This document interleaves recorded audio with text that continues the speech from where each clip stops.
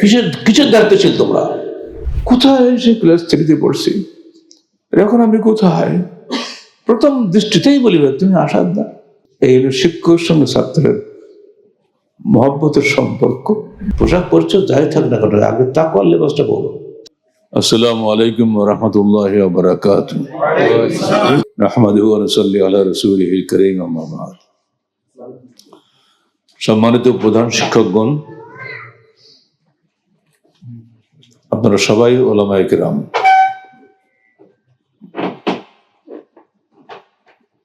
আলেমদের মর্যাদা সম্পর্কে আল্লাহ পাক বলছেন,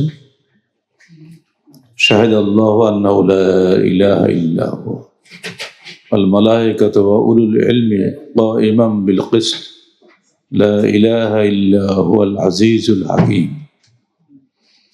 সূরা আলে ইমরান 18 আয়াত।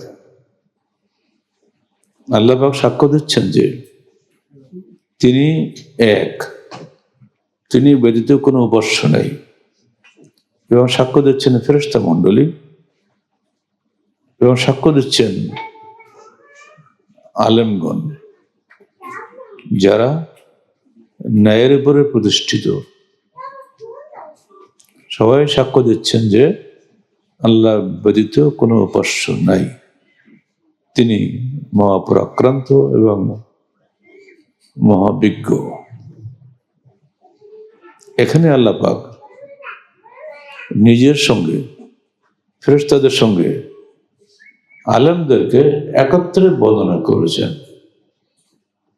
আলেমদের সবচেয়ে উচ্চ মর্যাদা এখানেই বর্ণিত হয়েছে যে আলেমরা যারা কায়েমান বিল কিসত, ন্যায়ের উপরে দণ্ডায়মান, তারাই কিয়ামতের মাঠে ফেরেশতাদের সঙ্গে থাকবেন। খুশি হননি? তো কই আলহামদুলিল্লাহ বললেন না? সুবহানাল্লাহ। জিয়াদ বিন হুদায়র, ওমর ফারুক তাকে জিজ্ঞেস করলেন, এই বলো তো, ইসলামকে ধ্বংস করে কারা? তিনি বললেন, জাল্লাতুল আলেম, আলেমদের পদস্খলন। তারপর জিদালুল কিতাব, মুনাফিক ফিল কিতাব, আল্লাহর কিতাবে মুনাফিকদের ঝগড়া। আজকাল সব কাজে, যত বদমাশি কাজে কোরআনকে ব্যবহার করা হচ্ছে, দেখেন না আপনারা? সব কাজে কোরআন, সব কাজে কোরআন আর হাদিসকে ব্যবহার করা হচ্ছে। কারা করছে? আলেমরাই করছে। প্রধান শিক্ষকরা যেন কোনো অবস্থায় বাতিলের সঙ্গে আপোষ না করে, কোনো অবস্থায় প্রচলিত প্রথার সঙ্গে আপোষ না করে। প্রধান শিক্ষক যদি প্রথা সর্বস্ব হয়ে যায়, তাহলে পুরো শিক্ষকরাই তার দেখা দেখি আস্তে আস্তে আস্তে একটু উনি করলে সমস্যা নেই, বেতন তো ঠিকই পাবো, বেতন তো যাচ্ছে না কোথাও। এই মনোভাবটাকে দূর করতে হবে। 2 নম্বর, আল্লাহ ভীতি সব কিছুর মূল। লিবাসুত তাকওয়া যালিকা খায়র। পোশাক পরিচ্ছদ যাই থাক না কেন, আগে তাকওয়ার লেবাসটা বলো। প্রতি পদে পদে তোমাকে আল্লাহকে ভয় করতে হবে। যে আমি যে করছি, কেউ কিছু বলবে না, আমি প্রধান শিক্ষক, কেউ কিছু বলবে না, কমিটি তো আসবেই না, তার সঙ্গে আমার সম্পর্ক ভালো আছে, কিন্তু আল্লাহ তো দেখছেন। আমি দায়িত্ব, আমার এই 8 ঘন্টা বা 5 ঘন্টা বা 4 ঘন্টা যতটুকু আমার টাইম আছে, টাইমটা পুরো ব্যয় করা।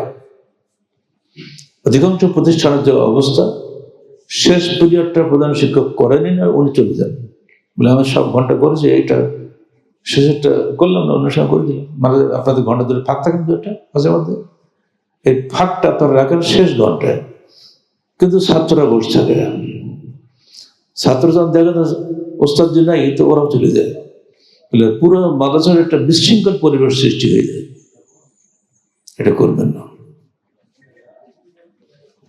মাদ্রাসার সৌন্দর্য, ব্যবস্থাপনা সবকিছুই নির্ভর করে শিক্ষক ছাত্র উভয়ের প্রতি। আমাদের মার্কাজের বিগত প্রিন্সিপাল একদিন দুঃখ করে বলেইছিলেন, যে কথাটা আমি বলতে পারি না, মাদ্রাসার বারান্দায় যদি কুকুরে বসে থাকে, শিক্ষক ছাত্ররা পাড় দিয়ে যাচ্ছে, হেই বলে তো কুকুর চলে যায়, হেই কথাটা বলে না। এই দায়িত্বহীন শিক্ষকের কোনো প্রয়োজন নাই। কিসের দায়িত্বশীল তোমরা? যদি তোমরা প্রধান শিক্ষক সত্যিকার অর্থে হও, তাহলে আল্লাহর কাছে আমার সঙ্গে কৈফিয়ত হবে আল্লাহর সামনে। এই যে হাদিস পড়ানোর শিক্ষকের স্বপ্নদ্রষ্টা আমি, চালু করার লোক আমি। কেন করেছি তার কারণে তোমাদের বললাম। কিসের ইসলামিক ফাউন্ডেশন? বেদাতি ফাউন্ডেশন। এই বেদাতি ফাউন্ডেশনের বিপরীতে আমি করেছি হাদিস ফাউন্ডেশন শিক্ষা বোর্ড। সে স্বপ্ন আমার 2004 সাল থেকে, আজকে নতুন না। এখন সেটা চালু করেছি তোমরা। এটা সঠিক বাস্তবায়ন যদি না করতে পারো, কেমন আমার সঙ্গে তর্ক বিধা হবে। আমি দুনিয়ার সব সমাধান আমার পক্ষে সম্ভব না, ওদের কাজ ভাগ ভাগ করে দিয়ে দিয়েছি। বর্তমান দায়িত্বশীলদেরকে বলতে সাবধানে কাজ করো, ধরা খাবো। কিন্তু এখানে বসে এই সমস্ত সুন্দর সুন্দর অনুষ্ঠান করে প্রশংসা কুড়ানোর চাইতে আল্লাহর কাছে প্রশংসা কুড়ানোর চেষ্টা করো। তোমাদের অনেকে দাড়ি কাঁচা, ইয়ং সেলিব্রিটি সব, অনেকে দাড়ি পাকা। তোমরা অনেক প্রতিষ্ঠান ঘুরে ঘুরে হয়তো এখানে প্রতিষ্ঠান প্রদান হয়েছে। বহু অভিজ্ঞতা তোমাদের আছে, বাস্তবতার অভিজ্ঞতা তোমাদের আছে। এর সঙ্গে এটাও মনে রেখে দিও, তোমার পিছিয়ে সবসময় শত্রু লেগে আছে। তুমি হাদিস ফাউন্ডেশন করেছো, আর একজন আরেকটা ফাউন্ডেশন করে বসে আছে, তাই না? করেন এগুলো? তুমি শিক্ষা বোর্ডের সিলেবাস তৈরি করেছো, আর একদম সিলেবাস বানিয়ে বসে আছে। যেটা তুমি করবে পিছিয়ে পিছিয়ে আর একদম লেগে যাবে। ফলে আজকে শিক্ষা বোর্ডের সদস্যদের মধ্যে বহু সদস্য আজকে এখানে আসেনি, কারণ তারা এই শিক্ষা বোর্ডের আন্ডারে ছিল, তারা চলে গেছে অন্য জায়গায়।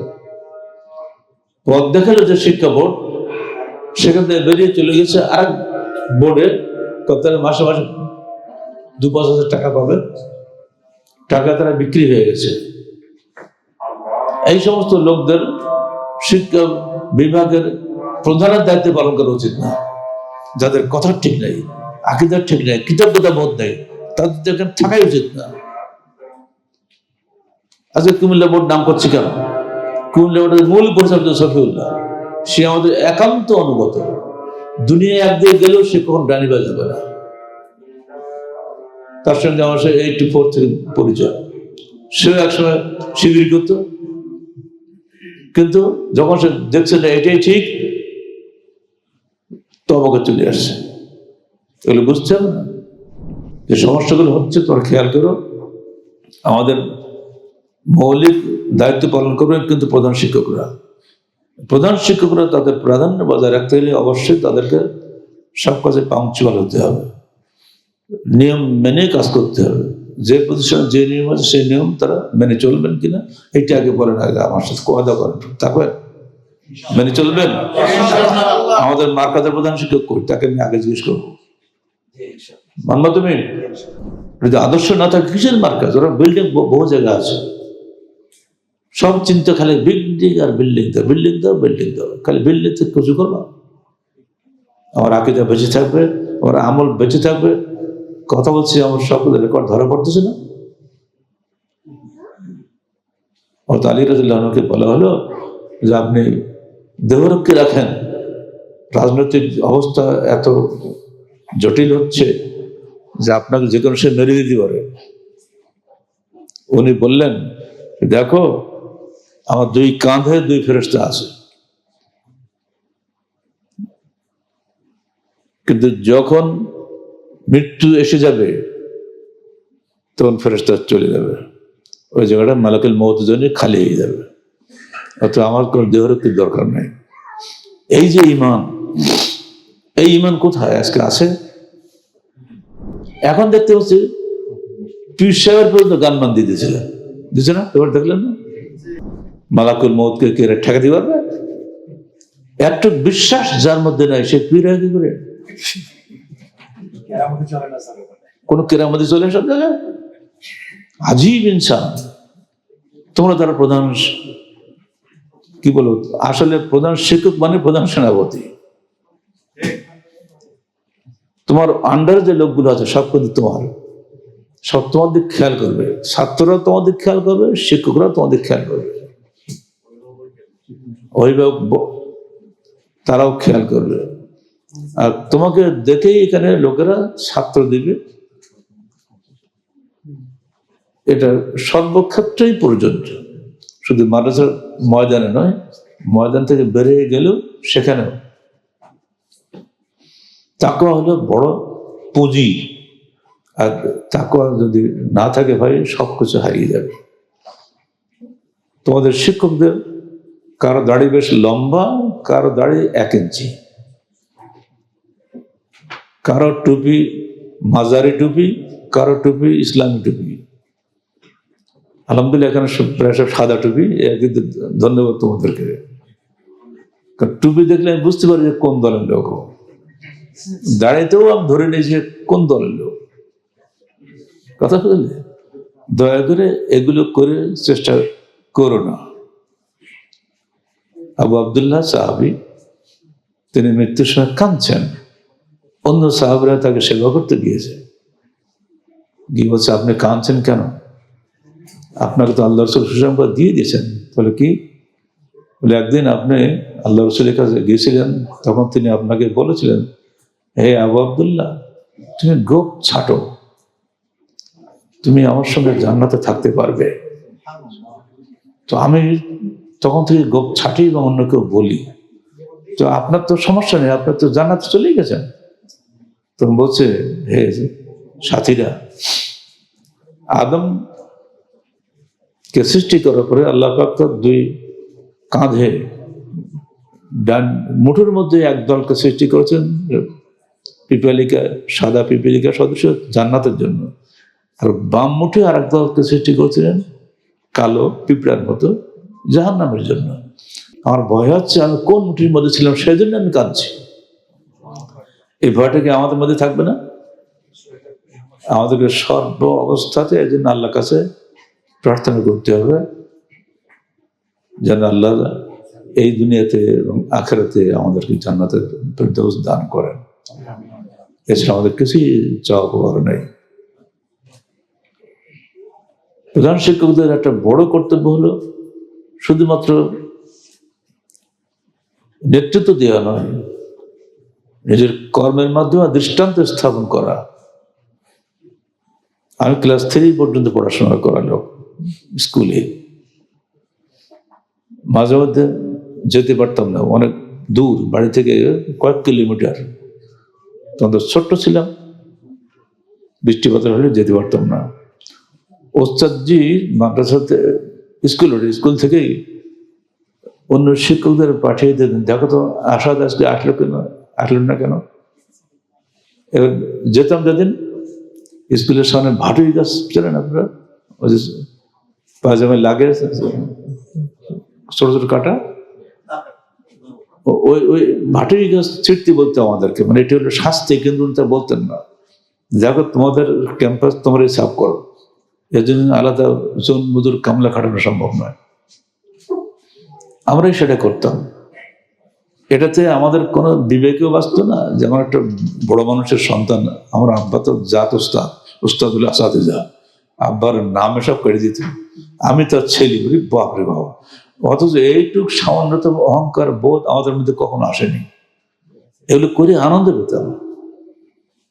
এই নিরহংকার ভাব যেন বাবা তোমাদের মধ্যে থাকে, মনে থাকবে তো। আমি ইউনিভার্সিটি টিচার হওয়ার পরে তখন তো চারিদিকে আমার খুব অবস্থা অন্যরকম। প্রাইভেট কারটা চড়ি না, এখনো চড়ি না।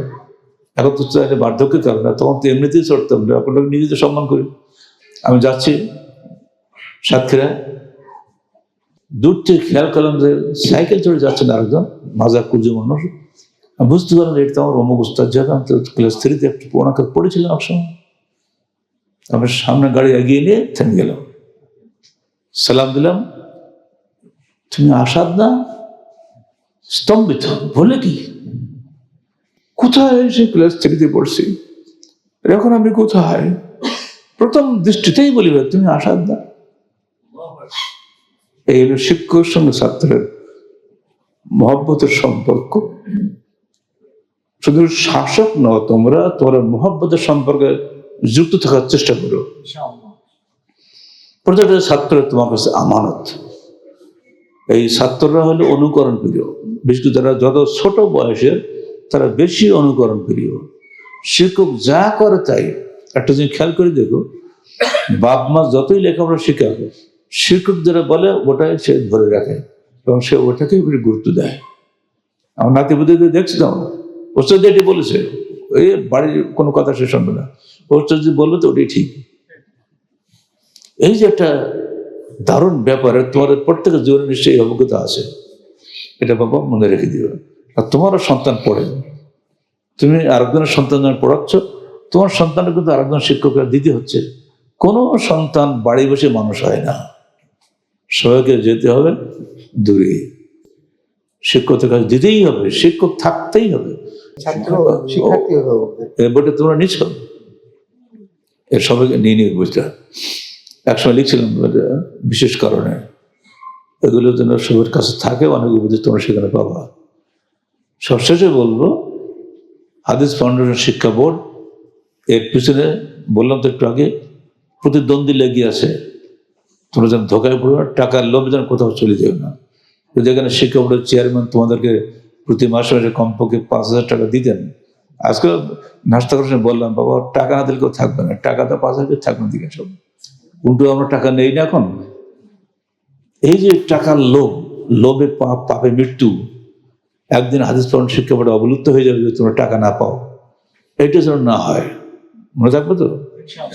ইসলামিক ফাউন্ডেশন ঠিকই আছে সরকারি পয়সা জোরে, আমাদের কিন্তু সরকারি পয়সা নেই, তোমাদের দেওয়া টাকা দিয়ে আমাদের চলতে হয়। আজকে যে এখানে প্রোগ্রাম করতে হয়েছে, আমাকে বললে শিক্ষা বিভাগের যারা আছে, বলে এখানেও আজকে আমাদেরকে ভর্তুকি দিতে হবে। তোমাদের কাছে নিশ্চয় 1,500 টাকা করে, কিন্তু 2,000 টাকা নিলেই বরং ভালো হতে হবে, কিন্তু এর 1,500 টাকা দিয়েও ভর্তুকি দিতে হবে। এই ভর্তুকি দিয়ে তো চলবে না, তোমার টাকা তুমি কাজ করবে, তোর মনে একটা আনন্দ থাকবে যে আমার টাকা আমি চলছি, আমার টাকা দিয়ে আমি খাচ্ছি, আনন্দ থাকবে না। ফকির মিসকিন টাকা আমার খাবো কেন? এই যদি আমাদের মেজাজ তৈরি হয়ে যায়, ইনশাল্লাহ এদের দিন দিন এগিয়ে যাবে। আমি তোমাদের সবাইকে ধন্যবাদ জানাচ্ছি। আকুলু কওলি হাযা আস্তাগফিরুল্লাহ লি ওয়া লাকুম ওয়া লিসাইরিল মুসলিমিন।